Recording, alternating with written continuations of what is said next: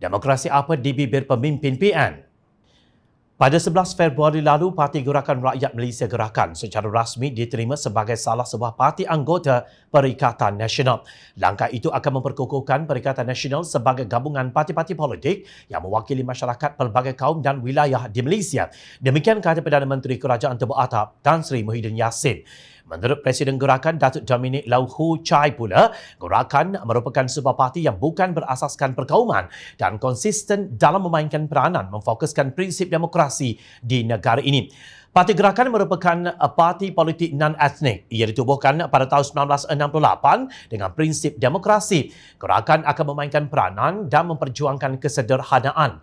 Kami akan bersama-sama dengan parti komponen-komponen parti dalam Perikatan Nasional memastikan kebajikan rakyat dan pembangunan sosioekonomi akan diutamakan, kata Dominic seperti dipetik Astro Awani.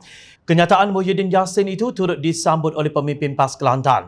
Timbalan Mursyidum Ampas, Dato' Ahmad Yaakob dipetik sebagai berkata, Gerakan akan melengkapkan lagi asas Perikatan Nasional yang dapat mengukuhkan perpaduan menerusi kerjasama politik dalam menjamin kestabilan negara. Bagi saya, PAS tiada masalah untuk mewujudkan perpaduan, kita mengejar keamanan.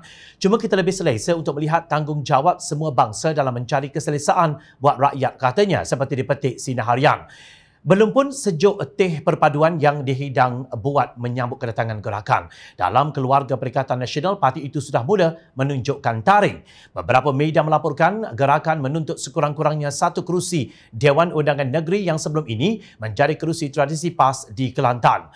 Pembantu Setiausaha Parti Gerakan Negeri Kelantan, Gan Tuan Bun, dilaporkan berkata parti itu menuntut PAS menyerahkan kerusi di Dewan Undangan Negeri Kota Lama untuk ditandingi dalam pilihan raya umum ke-15 akan datang.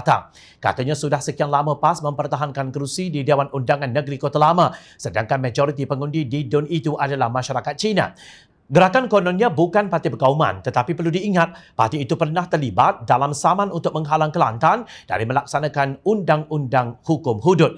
Gerakan juga membantah dan menolak pelajaran tulisan Jawi untuk sekolah vernakular yang dicadangkan oleh Pakatan Harapan. Kelakar. Bagaimana Gerakan mahu memfokuskan kepada demokrasi menerusi penyertaannya dengan Perikatan Nasional, sedangkan satu dunia tahu Perikatan Nasional ialah kerajaan yang merampas kuasa pada 24 Februari 2020 menerusi langkah Sheraton. Sejarah mencatatkan Perikatan Nasional memperlekeh demokrasi apabila ia meminggirkan kerajaan yang dipilih oleh rakyat menerusi sistem demokrasi berperwakilan. Ketika itu, Kerajaan Pakatan Harapan sedang bertugas lumus cuba menangani wabak COVID-19 dan mencari solusi bagaimana menghadapi situasi ekonomi negara pasca wabak tersebut. Setelah gagal dan bilangan kes terus mencanak naik, Tan Sri Muhyiddin Yassin mengisytiharkan darurat dan menggantung persidangan Parlimen. Sekaligus demokrasi mati di tangan Perikatan Nasional. Justru demokrasi apa yang sedang difokuskan oleh Gerakan menerusi gabungan Tebuk Atap ini?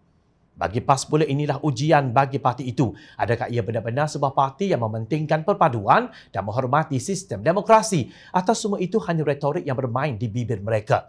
Sebagaimana lunaknya retorik bahawa PAS akan melaksanakan hudud di Kelantan. Selamat tidur nyenyak bersama bekas musuh tradisi yang pernah kalian tuduh sebagai resis sebelum ini.